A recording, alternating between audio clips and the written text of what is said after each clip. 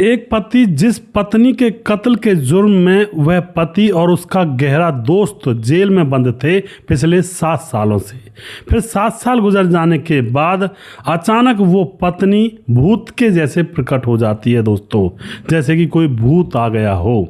और फिर यहाँ पर जब राज खुलता है और बड़ा ही विचित्र मामला था, थोड़ा सा सावधान रहने की बहुत ज़्यादा आवश्यकता है आज के दौर में उन लड़कों को भी और जो आंख मूंद करके किसी से भी शादी कर लेते हैं। तो वीडियो को लास्ट तक ज़रूर देखा करें क्योंकि इन वीडियोज़ के अंदर बहुत सीखने को मिलता है दोस्तों। नमस्कार, मैं हूं सुदेश कुमार और तिरछी बात चैनल में आपका स्वागत है। यह घटना घटित होती है उत्तर प्रदेश के मथुरा के अंदर 25 सितंबर 2015 की यह घटना है, जहां पर सूरज प्रसाद नाम का एक शख्स पुलिस थाने में आता है वृंदावन के में और आकर के एफआईआर दर्ज करवाता है कि मेरी बेटी आरती गायब हो गई है और उसकी आप एफआईआर दर्ज कर लीजिए। पुलिस वाले पूछते हैं आपको किसी के ऊपर शक है, किसी को लेकर भागी हो या फिर कोई और मैटर। तो जो सूरज प्रसाद वह पिता होता है वह बताता है कि इसके जिम्मेवार मेरा दामाद सोनू और उसका दोस्त गोपाल हैं, उन्होंने ही मेरी बेटी को गायब किया है कहीं। अब उसके बाद दोस्तों यहाँ पर जो पुलिस होती है वह कोई एक्शन नहीं लेती है क्योंकि ऐसे मामलों में लड़कियां भाग जाया करती हैं, माँ बाप ढूंढते हुए घूमा करते हैं। फिर दोस्तों 29 सितंबर 2015 को एक लाश मिलती है नदी के अंदर से और उस लाश को जब निकाला जाता है तो पुलिस को याद आता है कि भाई एक लड़की की एफआईआर की गुमशुदगी की रिपोर्ट दर्ज है यहाँ पर। तो सूरज प्रकाश को बुलाया जाता है उस पिता को और पूछा जाता है कहीं यह बेटी तो नहीं आपकी। और उसके बाद वह लाश को देख करके रोने लगता है कि साहब यही मेरी बेटी है और मुझे न्याय चाहिए और मेरे दामाद और उसके दोस्त ने मेरी बेटी को मारा है। अब इस तरह से कह करके वह रोने लगता है। पुलिस उस लड़की की पोस्टमार्टम करवाने के बाद लाश को उसके पिता को सौंप देती है और अंतिम संस्कार उस लड़की का कर दिया जाता है। लेकिन उसके बाद पुलिस कोई कदम नहीं उठाती है। सब मिलने के 6 महीने गुजर जाते हैं और 6 महीने के बाद जो पिता होता है सूरज प्रसाद वह फिर से पुलिस थाने में जाता है, वृंदावन के पुलिस थाने में, और वहां जाकर के फिर से गुहार लगाता है साहब मेरी बेटी की हत्या मेरे दामाद सोनू ने की है और उसके दोस्त गोपाल ने की है। लाश नदी में फेंक दी थी उन्होंने हत्या करके, आप उनको पकड़ते क्यों नहीं हो, उनको सजा क्यों नहीं देते हो। तो उसके बाद जो पुलिस होती है अब इस सोनू के बारे में और इसके दोस्त के बारे में पता निकालती है। तो सोनू जो होता है वह पीछे से उत्तर प्रदेश के रसीदपुर का रहने वाला है। उसके साथ उसका दोस्त गोपाल वो भी उसी के साथ काम किया करता है। दोनों दोस्त हैं, एक साथ काम करते हैं। और काम कहाँ करते हैं? काम करते हैं राजस्थान के दौसा के अंदर एक दुकान है, उस पर यह काम करते हैं। बड़ी दुकान है, वहाँ पर सेलमैनी का काम करते हैं। और जो यह आरती होती है यह मथुरा की रहने वाली है और सूरज प्रसाद पिता के साथ यह आरती बालाजी दर्शन के लिए राजस्थान गई थी और वहां पर पहली बार सोनू से मुलाकात हो जाती है। सोनू से इसकी नज़रें मिल जाती हैं और एक ही मुलाकात में इन दोनों को प्यार हो जाता है। फ़ोन नंबर आदान प्रदान हो जाते हैं, रात दिन बातें चलने लगती हैं कि मैं तेरा तू मेरी और दुनिया वाले क्या करेंगे हमारा, और इस तरह से बातें चलने लगती हैं। तो एक दिन जो आरती होती है वह अपने घर से भाग करके सोनू की दुकान पर पहुंच जाती है और जा कर के वह कहती है कि चलो मेरे साथ शादी कर लो। अब सूरज भी शादी करने वाला था, वह झूठा प्यार नहीं कर रहा था। तो अब वह जब लड़की एकदम से भाग कर आई थी घर वालों के खिलाफ तो सूरज फिर उसकी हाँ में हाँ मिला देता है और उसके बाद बांदी कुई कोर्ट में 8 सितंबर 2015 को इन दोनों की कोर्ट मैरिज हो जाती है। और उसके बाद दोनों रसीदपुर गांव चले जाते हैं, यानी कि सूरज के पैतृक गांव ये चले जाते हैं और वहां पर रहने लगता है सूरज अपनी पत्नी के साथ। मगर दोस्तों वहां पर आरती ने रंग ढंग दिखाने शुरू कर दिए थे जाते ही। और रंग ढंग क्या थे? वो बोलती थी सूरज से कि आप अपनी ज़मीन जायदाद मेरे नाम कर दो और प्लस उससे ऊपर 50,000 रुपये मुझे नगद दो, तब मैं यहाँ पर रहूँगी। जो सोनू होता है वह बोलता है कि तुम पागल तो नहीं हो गई हो, हम तो गरीब लोग हैं, हमारे पास ना कोई ज़्यादा जायदाद है, थोड़ा बहुत घर की ज़मीन है, एक आध प्लॉट है, अगर उन चीज़ों को मैं तुम्हें दे दूंगा तो ऐसा घर वाले नहीं करने देंगे। और उन दोनों के बीच में अब मनमुटाव हो जाता है और शादी के सिर्फ 8 दिन के बाद आरती उस घर से गायब हो जाती है दोस्तों। और गायब जैसी होती है तो सोनू काफ़ी उसको ढूंढता है, कहीं भी नहीं मिलती है, खूब इधर उधर पूछता भी है, अपने ससुर को भी पूछता पूछता है क्या वहाँ पर आपकी बेटी आई थी, लेकिन कहीं पर भी कोई क्लू मिलता ही नहीं है। और सूरज पुलिस थाने में इसलिए नहीं जाता है क्योंकि लड़की ने भागकर शादी की थी और सूरज को पुलिस वाले पकड़ लेते, यानी कि वह डर जाता है। तो पुलिस थाने ना जा करके वह सीधा अपनी दुकान पर चला जाता है। वहाँ पर जहाँ पर वह काम किया करता था, दुकान का मालिक उसको सारी सच्चाई बताता है। पता नहीं कहाँ गायब हो गई, शादी के 8वें दिन बाद ही, और प्रॉपर्टी मांग रही थी और झगड़ा कर रही थी, 50,000 रुपये नगद मांग रही थी। अब वहाँ पर यह काम करने लगता है। जो पुलिस होती है, पुलिस ने सोनू और गोपाल को अब उठा लिया होता है दोस्तों वहाँ से। जब 6 महीने के बाद लड़की का पिता दोबारा से पुलिस में आकर बोलता है कि मेरी बेटी के कातिलों को पकड़ो, तो सोनू और गोपाल को उठा लिया जाता है। गोपाल जो साथ काम करता था उसको इसलिए उठाया गया था क्योंकि लड़की के पिता का आरोप गोपाल के ऊपर भी था। अब उसके बाद दोस्तों यहाँ पर इनकी खूब खातिरदारी की जाती है कि हत्या क्यों की। वह बार बार कहते हैं हमने नहीं की सर। उसके बाद दोस्तों वह पूछते हैं पुलिस वाले गुमशुदगी की रिपोर्ट दर्ज क्यों नहीं करवाई थी, तो वह बोलता है कि मैं डर गया था क्योंकि हमने भागकर शादी की थी और इसलिए डर गया था साहब, लेकिन हमने हत्या नहीं की है। खूब गिड़गिड़ाते हैं दोनों, लेकिन दोस्तों पुलिस जो होती है उल्टा लटका कर उनको पीटती है। उनको बर्फ़ की सीलियों पर डाल दिया जाता है, निर्वस्त्र कपड़े उतार करके, और फिर भी वह कुछ नहीं बोलते हैं इतना टॉर्चर सहने के बाद भी। अब उसके बाद जो पुलिस वाले होते हैं वे एकदम से कहते हैं कि हम तुम्हारा एनकाउंटर कर देंगे। अब इन दोनों ने एनकाउंटर के बारे में सुन रखा था कि बेमौत मार दिए जाते हैं, और फिर ये दोनों डर जाते हैं और डर के मारे एक कबूलनामा लिख देते हैं कि हाँ हमने ही उसकी हत्या की है। अब उसके बाद दोस्तों उनको कोर्ट में पेश किया जाता है और उनके ऊपर कार्रवाई होने लगती है। इधर जो पुलिस की टीम ने यह हत्या का मामला उजागर किया था, पुलिस की टीम को एसपी साहब 15,000 रुपये का इनाम भी देते हैं। और उसके बाद यह टीम मीडिया पर आती है, इनकी बहादुरी के चर्चे निकलते हैं इधर उधर। लेकिन दोस्तों यहाँ पर मामला गड़बड़ चल रहा था। बहादुरी तो कुछ नहीं थी, बस उनको टॉर्चर करके उनसे हामी भरवाई गई थी, या फिर कोई मैटर और था, वो आगे पता चलेगा आप लोगों को। अब जो सोनू और गोपाल होते हैं जिनके यहाँ पर ये दोनों काम करते थे सेठ जी के यहाँ पर, उनके मालिक को पता लगता है तो वह दोनों को जानता था कि ये दोनों बच्चे निर्दोष हैं, क्योंकि ऐसा काम कर ही नहीं सकते। क्योंकि सोनू और गोपाल बचपन से, यानी कि थोड़े से जब 20-20 साल के थे तब से वहाँ पर काम कर रहे थे, तो वह इनके लिए 15 लाख रुपए का इंतजाम करके इन दोनों की जमानत करवा देता है। उसके बाद ये दोनों सोनू और गोपाल जब अपने घर पर आते हैं तो घर पर तासीर खराब हुआ पड़ा था अड़ोसी पड़ोसी यार रिश्तेदारों का। अड़ोसी पड़ोसी इनसे बिल्कुल मुंह फेर लेते हैं, यार रिश्तेदार इनका हालचाल पूछते भी नहीं है कि अपनी पत्नी को मार दिया। और फिर दोस्तों यहाँ पर क्या होता है, सोनू के घर में किसी की शादी थी, वो शादी भी टूट जाती है क्योंकि वो लोग नहीं चाहते थे कि हम अपनी बेटी को ऐसे घर में दें जिस घर के अंदर कातिल बैठे हुए हैं। गोपाल की भी शादी 14 दिन बाद थी जब अरेस्ट हुआ था, तो उसकी भी शादी पहले ही टूट गई थी जब वह जेल गया हुआ था। तो दोस्तों अब यहाँ पर इनका मतलब जो सिस्टम है बिल्कुल ख़राब सा हो गया था। तो अब ये दोनों राजस्थान काम पर लौट जाते हैं कि बाहर में जाए, हम अपना काम करेंगे। लेकिन दोस्तों अभी भी लगातार ये पुलिस से कह रहे थे साहब हम निर्दोष हैं और हम पर मतलब हमारे केस को सुलझाइए अच्छी तरह से, लेकिन पुलिस इनकी सुनवाई बिल्कुल नहीं कर रही थी। मगर सोनू और गोपाल ने सोचा कि वो अब पुलिस के भरोसे नहीं रहेंगे, अपने स्तर पर छानबीन करेंगे और 1-2 दोस्तों को भी अपने साथ में लगा लेते हैं और इसी तरह से अपनी पत्नी को ढूंढ रहे होते हैं, क्योंकि उनको पूरा यकीन था कि उनकी पत्नी की मौत नहीं हुई है, उनकी पत्नी कहीं दूर चली गई है, लेकिन उनको पता नहीं है। इतना विश्वास था सोनू और गोपाल को।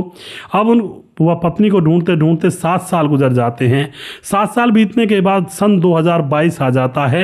उधर केस चल रहा था और इधर यह अपनी पत्नी को ढूंढ रहा था सोनू अपने दोस्तों के साथ मिलकर के, और ऊपर से दुकान पर काम भी कर रहा था और उधर केस में पैसा लग रहा था। अब उनको लग तो रहा ही था कि भाई शायद पत्नी जिंदा है, पर वो मिल नहीं रही है। फिर दोस्तों 7 साल गुजरने के बाद जब सन 2022 आ जाता है तो दुकान में एक लड़का आता है और वो बोलता है कि जिस औरत के कत्ल के जुर्म में तुम लोग जेल गए थे और तुम लोग अभी तक भी केस लड़ रहे हो, वो औरत तभी से एक औरत जो है वो मेहंदीपुर बालाजी में एक महिला रह रही है और उसका पति भी है। अब तो यहाँ पर वह बताता है पता कि विशाल गांव है, रेबारी समाज के अंदर है और यूपी के उरई की लड़की है। अब यह उसने बताया हुआ था कि इस तरह से, शायद उसने अपना नाम बदल रखा हो या फिर उसने अपना जो पहचान है कि कहाँ की रहने वाली है वो बदल रखी हो, क्योंकि वह रहने वाली तो मथुरा की थी। और उसके बाद दोस्तों जो पति होता है जिसका नाम होता है यहाँ पर सोनू और इसका दोस्त गोपाल।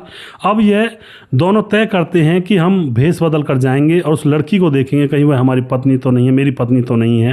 फिर वह ऊँट का व्यापारी बनकर दोनों दोस्त जाते हैं उसी गाँव में, खूब घूमते हैं लेकिन वहाँ पर कहीं कोई जुगाड़ नहीं मिलता, ना ही वह लड़की दिखाई देती है। फिर वह सब्जी बेचते बेचते उस गाँव में घूम रहे थे। उस टाइम कोरोना का समय था तो मास्क लगा लिया करते थे लोग, तो वह भी मास्क लगा करके बड़े बड़े बाल करके अपनी पहचान ऐसी मिटा दी थी कि उनको कोई पहचान नहीं सकता था। सब्जी बेचते बेचते वह आरती के उसी घर के पास खड़े हो जाते हैं क्योंकि सब्जी लेने के लिए औरतें निकलती हैं।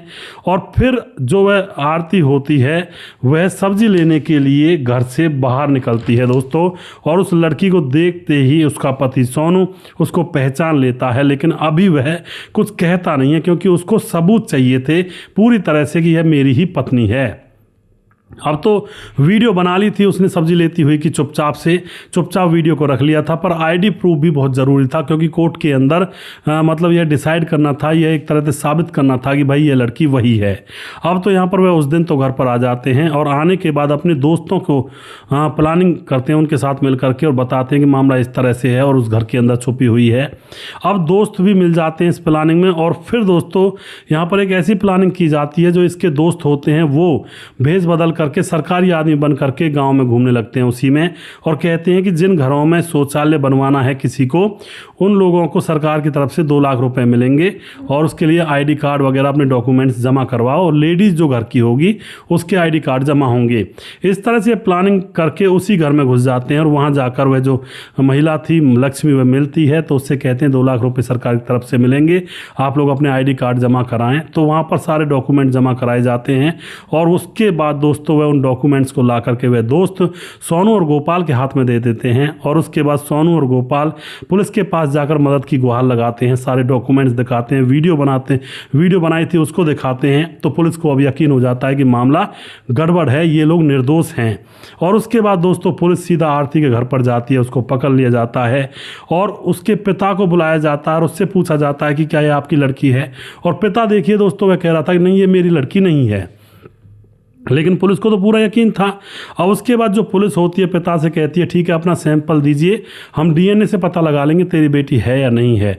तो उसके बाद दोस्तों पिता डर के मारे मान जाता है कि साहब यही मेरी बेटी है। और अब उसके बाद यहाँ पर जो पुलिस होती है अपनी कार्रवाई करती है, उस बेटी को और उस पिता को कोर्ट में पेश किया जाता है। अब यहाँ पर यह मालूम पड़ता है कि जो वो लाश थी वो किसकी थी, पुलिस ये पूछना चाहती थी, लेकिन पिता कहता मुझे पता नहीं जी, बस आपने बोला था कि यहाँ पर एक लाश मिली है, मैंने सोचा कि इसका फ़ायदा क्यों ना उठाया जाए, और फिर मैंने अपनी बेटी की लाश उसको बता दिया। और पिता फिर वहाँ पर मतलब ये बात है बताता है कि मैंने फ़ायदा उठाया था। अब तो दोस्तों आरती को पकड़ा जाता है, सोनू गोपाल को छोड़ा जाता है, उनका केस ख़त्म कर दिया जाता है। और यहाँ पर यही था कि लाश मिलने की वजह से इन लोगों ने फ़ायदा उठा लिया था और वह अपनी लड़की को दूसरे के साथ ही रहना देखना चाहता था पिता, और दोषी मतलब अपने पुराने जो दामाद था उसको बना रहा था सोनू और उसके दोस्त गोपाल को। कैसे कैसे लोग हैं दुनिया में, इन्होंने ये नहीं सोचा कि ये लोग ज़िंदगी भर के लिए परेशान हो जाएंगे, और जबकि गलती हमारी बेटी की है, बेटी भाग गई। फिर उस बेटी आरती से भी पूछा गया था तुम ऐसे क्यों भागी थी, तो वह कहती थी मेरा प्लान ये था कि मैं दूसरे प्रेमी से प्यार करती थी, इसकी सोनू की सारी ज़मीन जायदाद मेरे नाम आ जाएगी, प्लस में 50,000 रुपये आ जाएंगे, तो मैं अपने प्रेमी के साथ अच्छे से घर बसाऊंगी खेत वगैरह को बेच करके। लेकिन मुझे क्या पता था ये तो नाम ही नहीं करेगा मेरे कुछ भी, यानी कि इतनी गहराई से प्लानिंग यहाँ पर थी। तो दोस्तों ऐसी ऐसी औरतें होती हैं, थोड़ा सावधानी से रह करके शादी करें, बिना घर वालों की मर्जी के शादी ना करें, क्योंकि आजकल फ्रॉड चल रहे हैं और साजिशें रची जाती हैं शादियों के पीछे भी, माल अपनी हिरासत में लेने के लिए, यानी कि माल जब्त करने के लिए, प्रॉपर्टी हड़पने के लिए ऐसी साजिशें की जाती हैं। थोड़ा सा सावधानी की बहुत ज़्यादा ज़रूरत है आज के समाज में, क्योंकि भैया कोई किसी का नहीं है, सावधानी से चलोगे तो बच पाओगे, वरना तो बेमौत मारे जाओगे। अगर थोड़ा सा भी बिना सोचे समझे कोई कदम उठा लिया जाता है तो बहुत बुरा सिस्टम यहाँ पर बन जाता है। तो आप दोस्तों जो भी कुछ कहना चाहते हैं कह सकते हैं। वीडियो के लास्ट में कुछ भाइयों के नाम लेना चाहूँगा। किशन गौर कहते हैं नमस्कार सुदेश जी, कैसे हैं आप, अपना ध्यान रखा कीजिए, आपकी हर कहानी में कुछ ना कुछ सीखने को मिलता है। जी बिल्कुल जी किशन जी, मेरी भी यही कोशिश होती है कि आप लोगों को कुछ सीखने को मिले, मुझे खुद को कुछ सीखने को मिले। उसके बाद देवेंद्र कुमार कमेंट करते हैं फरीदाबाद से। मनोज श्रीवास्तव जी कमेंट करते हैं वासना के चक्कर में बड़े बड़े राजा महाराजा भी बर्बाद हो गए। जी बिल्कुल जी। गोपालगंज बिहार 28 वार्ड नंबर 23 से हैं। रतनलाल शर्मा नमस्कार भाई साहब, आपकी कहानी बहुत अच्छी लगती है, बहुत बहुत धन्यवाद करते हैं जी। समाधान पाटिल जलगांव महाराज से कमेंट करते हैं। लोकेश नागर कमेंट करते हैं। लोकेश कुमार नागर रेलवे जिला 12 राजस्थान से। छोटू चौहान कमेंट करते हैं हिमाचल प्रदेश डिस्ट्रिक्ट शिमला। और भाई साहब हमारा भी नाम ले लिया करो। जी बिल्कुल जी छोटू चौहान जी, आपका नाम मैंने लिया है। संदीप चौधरी कमेंट करते हैं।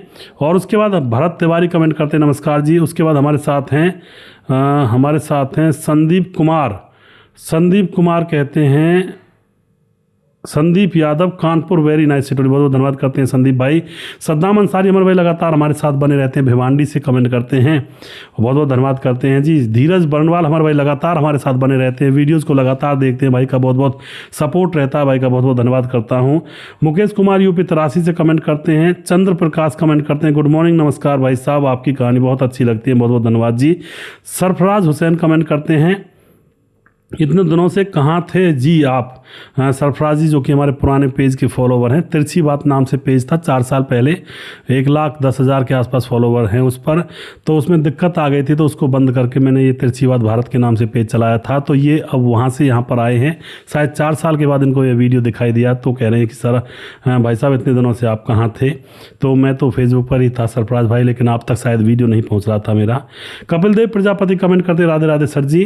प्रवीण बघेल शिवपुरी से हैं। गणेश सोनी कमेंट करते हैं। उसके बाद वी मनीष कुमार कमेंट करते हैं। और उसके बाद रेशमा कार्टून कमेंट करती है। मोनू जैन है। अरुणा राणा कमेंट करते हैं। और रजत सैनी है। मोनू जैन है। सूरज डियो फिजी से कमेंट करते हैं। और उसके बाद हमारे साथ हैं जी सूरज डियो फिजी से कमेंट करते हैं, लगातार हमारे साथ बने रहते हैं। और हमारे साथ वनराज नामदेव कोहली लगातार कमेंट करते हैं।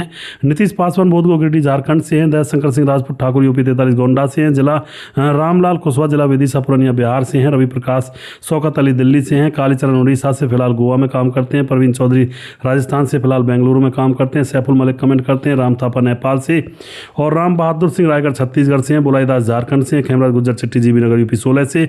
श्यामलाल चौधरी नौका बीकानेर राजस्थान से हैं। पप्पा राम कमेंट करते हैं। राम मोहम्मद यासीन लाहौर पाकिस्तान से। राधेश्याम शर्मा सिरसी राजस्थान से। राजकिशोर चौरसिया महाबलेश्वर महाराज से। छगनदास खारडाबाद राजस्थान से। दुर्योधन भाई लगातार कमेंट करते हैं। सुशील चौधरी हमारे भाई लगातार कमेंट करते हैं। और अभी भी जिस भाई का नाम रह गया हो उस भाई का नाम अगले वीडियो में जरूर लूंगा। अगला वीडियो बहुत जल्दी फिर से लेकर आऊंगा। तब तक आप खुश रहें, सावधान रहें। जय हिंद, जय भारत।